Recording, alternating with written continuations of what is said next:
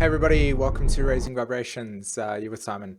And today we're going to be discussing Mars in Sagittarius and just basically looking at some of the important things to maybe take into consideration when this transit occurs for us, and maybe me giving you some inspiration regarding how to understand it within your own birth chart for advancing your own evolution. So we've got a new moon that's coming up really shortly, as well as a solar eclipse, and I will be doing a video sharing with you some of my insights on that. I think that I will be continuing or making the new moon in the new moon video as a continuation from the Virgo Pisces video series that I've been doing, because I feel that there is a culmination that is now going to take place with regards to how this new moon's taking place. So we've got that coming up.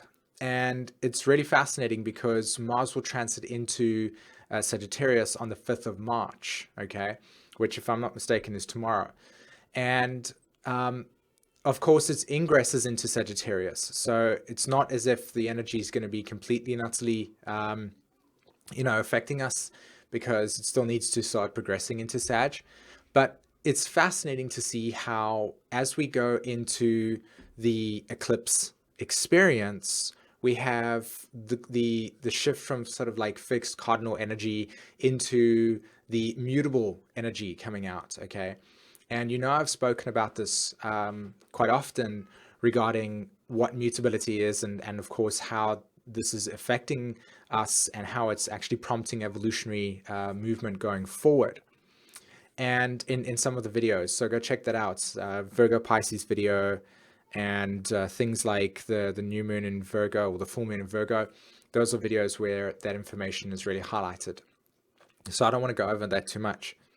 But Mars moving into Virgo is going to initiate that function. So we are now really going into a big shifting period. Okay, so this is going to be a little bit of a bumpy ride as far as I'm concerned, regarding changing energy, allowing things to be more flexible within your life. You're probably going to find yourself having a lot of time where the void becomes very, very apparent, because of course, again, we're dealing with Pisces here, we're dealing with Neptune, and we're dealing with Jupiter in Virgo. So as Mars moves into Sag and it starts making connections to Neptune, which is in Pisces at this stage at about 9 degrees, and it starts making connections towards Jupiter, which shouldn't be for at least, I think, 2 or 3 weeks, because of course, or 2 weeks, because Jupiter is sitting at like 18 degrees Virgo. So these points that are going to be made are going to bring to us the Virgo Pisces axis. They're going to bring to us the mutable axis. Okay, so we're dealing with the nature of our belief systems. We're dealing with the nature of our relationship to what we consider to be source. And how do we directly experience the nature of source? What type of philosophy do we use to go deep into the nature of our own psyche? How do we analyze that and become more efficient in our processes, and how we put things into place, etc., and so on? How do we actually ground? And this is the key element with this Mars transit that I want to bring to everybody. How do we ground our spirituality into the physical world? So many of us struggle with our relationship to our lives because we are missing the key element that we came here for, which was Earth. We came to Earth. You were earthbound. We are earthbound. I'm earthbound.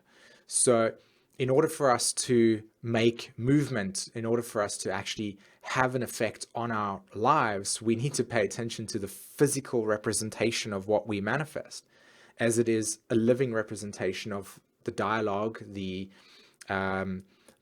values that you hold in yourself, and so on and so forth in you. So a lot of us feel victimized by life to a certain degree because circumstances and situations are far easier to blame than for us to recognize that maybe some of our choices that we made put us in certain situations and circumstances that might not be favorable to us. Is the objectification of our ego allowing us to not see unity in our experience. A simple example that I could give you is that currently at the moment, Saturn is transiting over some key elements within my own birth chart, particularly the South Node, Jupiter, squaring Mars, squaring Venus.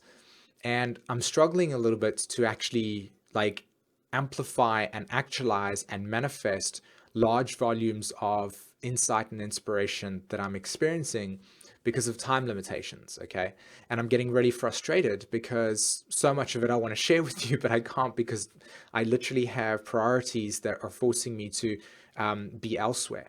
And it's that kind of Saturn energy on my South Node, squaring Mars and Venus, that are actually invoking this need for slow down and reflect more, because the universe works in exhale, inhale, exhale, inhale. So I've been doing a lot of exhaling, and now it's time to kind of just go a little bit more deeper in, quiet in, go into a little bit more of a hibernation phase, and just deal with some of the comic stories that I've been attached to in terms of my life, and really get deep into the nature of my soul's work and stuff. But I can only do that if I actually listen to the current sort of higher self that is promoting me to need to do this. So my ego gets in the way, where I feel literally like frustrated, and I'm like, I have the duality and I lose so much of my energy because of that. And today, and I mean, I do this all the time, I know that my perspective on things must shift in order for me to experience reality. So it's not like I don't know how to shift it or anything, but I still find myself in that place, having to shift the energy and then deal with what it is that I know. So there's that by experience. And I needed to look at the core philosophy that I use that allows me to still be stuck in that place. And as I analyzed that core philosophy, I recognized that I'd felt inside of myself this deep need to go faster than what is needed. And because I was doing that, because that core belief was like finding myself in that place, I wasn't able to actually maintain enough energy to keep going and to be able to do whatever. Okay, so the point the reason why I'm telling you this from my own direct experience is that the core belief, this attachment to something that I was consistently running, the script behind it, that was stopping me from experiencing something, or that was not allowing me to have whatever it was that I was having or wanted to have. And so Mars is now transiting on my Sag stuff now. It's moving into that place. And of course, I'm going to have to really, really get into those core belief systems. And so as I did that, I shifted my perspective. And as that shifting occurred, that deep self-analysis occurred, I realized that my physical representation was actually showing me that there are certain limitations that I have, that if I'm rejecting, I'm essentially rejecting my own spirituality. And that was the key. It was integrating myself more into the physical and recognizing that my choices were actually putting me in those situations that I wasn't seeing because my self-identity or ego structure needed readjustment. It needed more in alignment. So as Mars transits in Sag and makes these squares to Neptune, makes the squares to Jupiter, and also is going to then participating alongside Saturn at some point, there is going to be this need for you to shift yourself into a new paradigm, into a new perspective, into a new way of doing things. And I don't mean it in the sense that you're not in that place. I mean it in the sense for deeper integration of your holisticness. If you go back on my YouTube channel, you'll notice that I speak a lot about holistic and balance, like wholeness in that way. And it's essential, because if you're not actually doing that completely within yourself, you're going to be imbalanced in some way. And there's going to be, in some way, shape, or form, physical reality showing up in your field saying, I'm holding space for you to recognize that these choices are keeping you imbalanced. And unless you actually recognize that the ego is out of alignment and needs to be readjusted with the source, Neptune, then you're still going to feel these frustrations, or you're still going to feel these limitations. And that was the key, that you are imposing upon yourself. So the key is analysis of beliefs. The key is getting to the core of why you justify the things that you justify. You know, most of us justify stuff and validate stuff. And if we really analyzed it, are we actually holding on to the security that might be shattered during a feeling of cognitive dissonance? And so therefore we create irrational or rational sort of, pardon me, irrational excuses that basically put us in situations where we hold our illusions together, and we don't actually face that some of these illusions that we're holding is the very thing that is keeping you entrapped. And so here's the key. The key, as I said, with Mars transiting Sag, what belief systems you're using to validate and experience your reality, how are they in some way, shape, or form maybe holding you in the illusion that you are not allowing yourself to be free from? And is your perspective in alignment with whatever it is that you're seeking to manifest in that way? And whatever is you manifesting at this point in time, is it manifesting the exact thing that you want, or is it manifesting in alignment with something that still reflects to you more belief systems and yourself that are in duality? Okay. Cool, guys. Thanks so much for giving me this opportunity to do this update. Well, I give myself that, but you're watching it and you're spending the time here.